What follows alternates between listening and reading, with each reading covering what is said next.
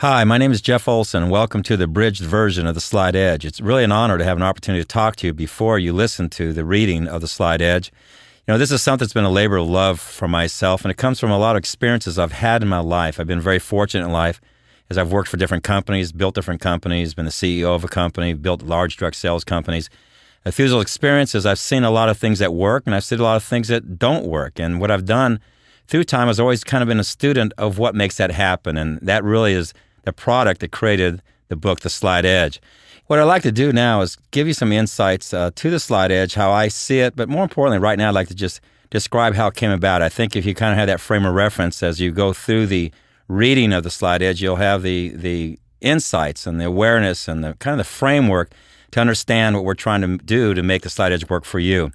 It began with me after all the experiences I had in life. I was very, very fortunate in my life, and I was put in a position where I was the founder and the CEO and chairman of a company that turned out to be one of the largest personal development companies in North America. And what this was a TV channel that was connected to a direct sales force. And with that, what we did is we produced information that could change people's lives. Things about your family, your finance, your health, relationships, careers, sales. You know, any information that you needed to build your life, we created and we produced that and we put it on a TV channel 7 days a week, 24 hours a day.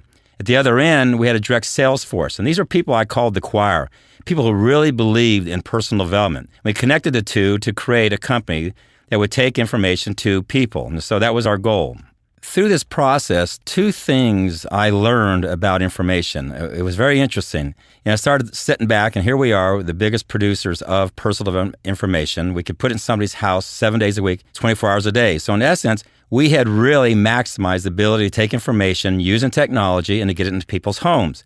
So there's a simple question. Think about this. If information and technology was the answer, would you not agree all the problems we have would be fixed right now? Matter of fact, there's more information today available than there's ever been. There's more technology to get that information to people than there's ever been. So if information and technology was the answer, there would be no problems. There would be no financial problems. There would be no relationship problems. There would not be any health problems. But that's not the case. The fact is, from a health standpoint, obesity has grown 3 or 4-fold in just the last 20 years. Finances are worse now than they've ever been. We're saving less money today as a society than we've ever have.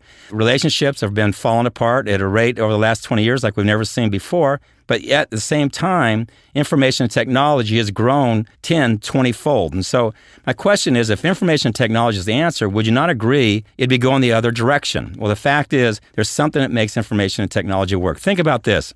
If information and technology was the answer, what I'd do is I'd walk up to, say, an alcoholic. I'd give that alcoholic Alcoholic Anonymous CD. I say, congratulations, you're no longer an alcoholic. Because what I did is I took information and I gave it to him through technology. But if that was the answer, he would be fixed, right? Well, that's not the answer. What makes information work is that when you put it in the proper environment and associations. What makes Alcoholic Anonymous works is not because you just give them the information and technology. You have to have that expands it for them, but you have to change their environment and associations. So that was my first goal. The first thing I learned in building that company is it wasn't just good enough to get information in people's hands. It wasn't just good enough to use technology to expand people's awareness. You had to put people in the proper environment and proper associations to make it work. So that was number one. And that was really the beginning of my thought process for The Slight Edge. After that, the other thing I learned, and this is very, very interesting, here we were with all this information technology, driving it into people's minds, put them in the proper environment associations to absorb that information. But again, I'd watch these people, the sales force, people who were believers, or again, what I called the choir. What I saw is for many, many, many of them, actually most of them, it still didn't work. Because what they didn't have, in my opinion, was a processor. And that was really where the Slight Edge came from. They did not have the ability to take that information,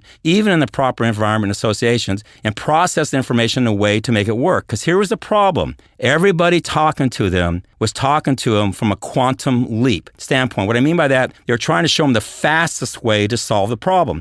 And that makes sense, because if you want to sell something, if you want to sell a book or a tape or a seminar, what are you going to tell people? We're going to show you the slow way to success? No, you're not going to do that.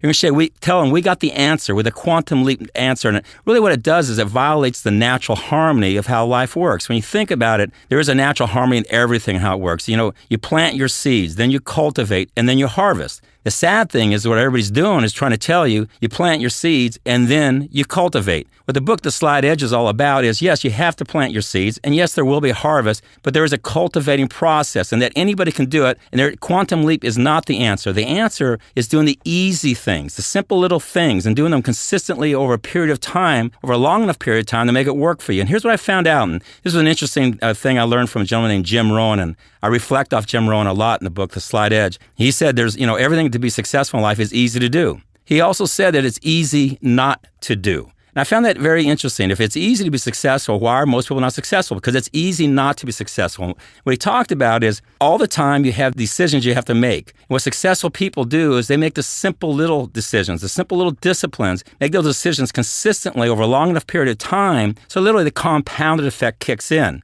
What most people do, though, is they make the simple error in judgments. They take those decisions, things that they can do that are easy for them to do, but they make the simple decision not to do it because they believe it doesn't matter at that moment in time. And that's what the book The Slight Edge is all about, is that your decisions do matter. Every decision you make every single day does matter. Every decision does compound either up or down. Every decision is either going to take you to success or it's going to take you to failure, and it's happening every single second of the day. So that's what the book The Slight Edge is all about.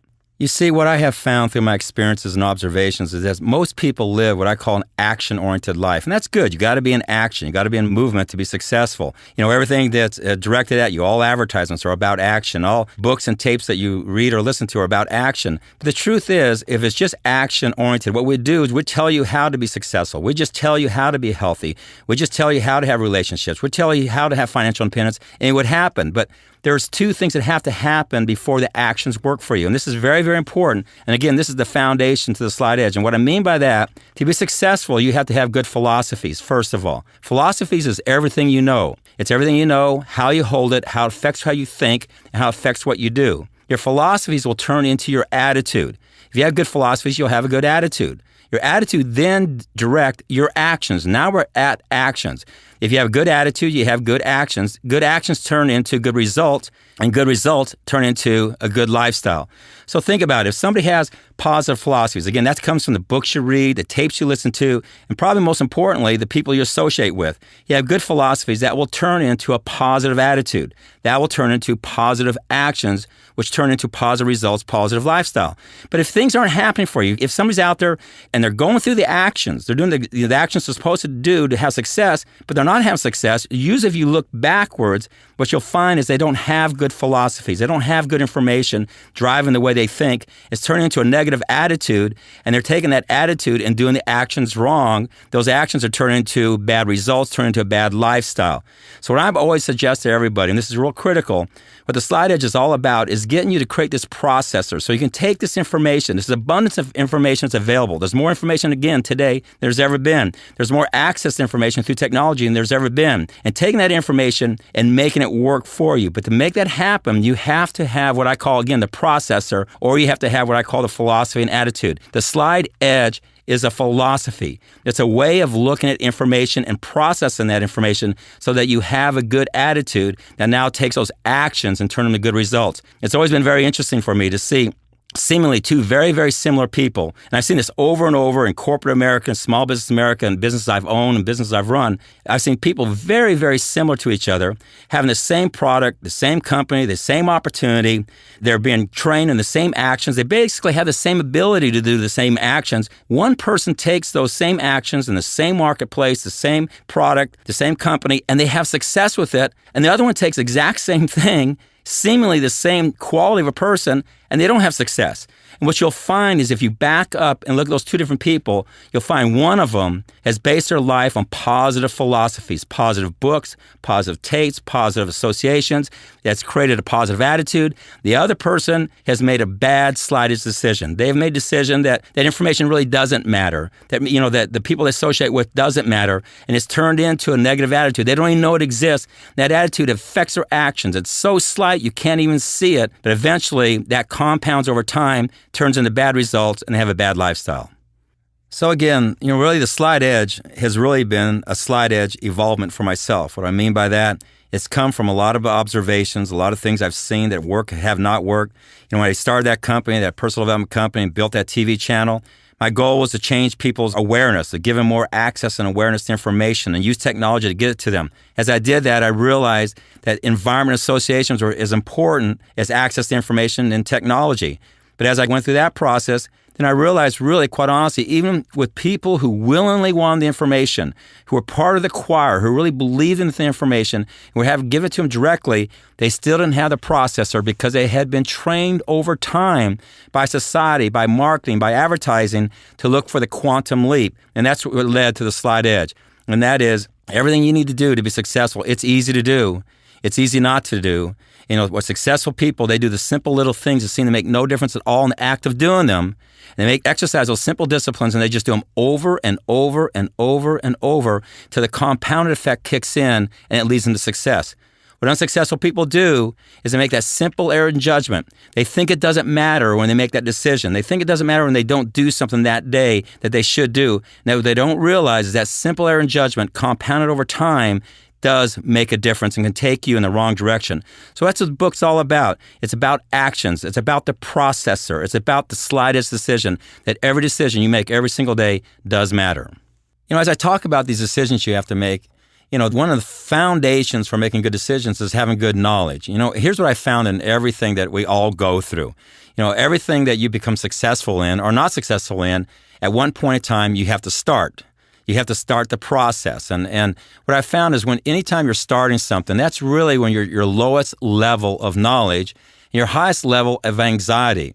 And the goal is to move your knowledge up, your anxiety down. You know, just think about any time you've gone to work for somebody. Those first 90 days, you're kind of in the fog, you're in the clouds because your knowledge is low. And as your knowledge goes up, your anxiety comes down. And here's what I found. There's a simple 4-step process for increasing your knowledge and reducing your anxiety. And why this is important to Slide Edge is because the Slide Edge is about making decisions. And when you make decisions, it's about making good decisions.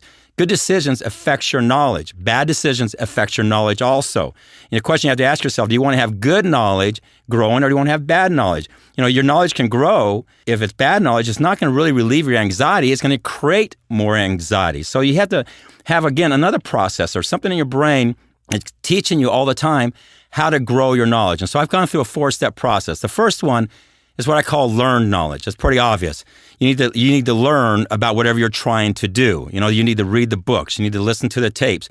You need to talk to the people. You need to learn the information. That's kind of an obvious one, but we have to go through learned knowledge. Now, learned knowledge leads to probably one of the most difficult ones, and that is activity knowledge. That is doing the activity. You know, in this book, I'll reference a great philosopher. His name was Emerson. Emerson said something I've always thought was great. He said, do the thing, you'll have the power. He didn't say, I'm going to give you the power to go do the thing. He said, do the thing. He said, what he's meaning is you learn in the activity. Do the thing, and you have the power. What most people want to do is, you give me the power, and I'll go do the thing. Or in essence, you tell me what exactly to do, and I'll go do it. Well, you know, Watson, the founder of IBM, he said the key to success is to double your rate of failure. Literally, you have to fail your way to the top. But what most people do is they sit there, they go through learned knowledge. I've seen this so many times. And then all of a sudden, they don't transfer learned knowledge to activity knowledge because they live in fear. Matter of fact, later on in this book, when you're listening to the reading, there's going to be a story about the funeral. And it's a very great story. I really want you to pay attention when it comes up because it talks about how we live in our comfort zone and how we worry about what other people think. And the story was something that changed my life many, many, many years ago. And what it did is it allowed me to take my learned knowledge and turn it into activity and quit fearing rejection, quit fearing failure. Because if you do that, you'll never get going. And so learned knowledge, number one, you have to have that, but then eventually you have to turn it into activity knowledge. And here's the thing, it's interesting. These work hand in hand with each other. You learn something, then you go out and do the activity, then you go back and learn again, then you go back and do the activity. It's kind of like learn knowledge, activity knowledge, learn knowledge, activity knowledge, and you kind of step your way up the ladder. You can't just go from the bottom to the top in knowledge just by learning. You just can't study. And you can't just go to the top by just doing the activity. You can't just do the activity and not have the knowledge. And so it's learn knowledge, activity knowledge, back to learn knowledge, back to activity knowledge. And it's always been very interesting. I can take a book and read a book, and I can put it on my shelf. I can come back and read that exact same book a year later, and it's as if somebody snuck into my place, rewrote the book, because what's happened to me is I've gone out in life's experience that's affected me, the activities I've gone through, so that I go back and reference the same book I read a year ago, it's different. So I'm stepping up the ladder. I can take the exact same book and go from learn knowledge, activity, go back to that same book, learn knowledge, and I go back to a higher activity. So learn knowledge and activity knowledge work hand in hand. And what that leads to, and this is very, very important for being successful, is modeling knowledge.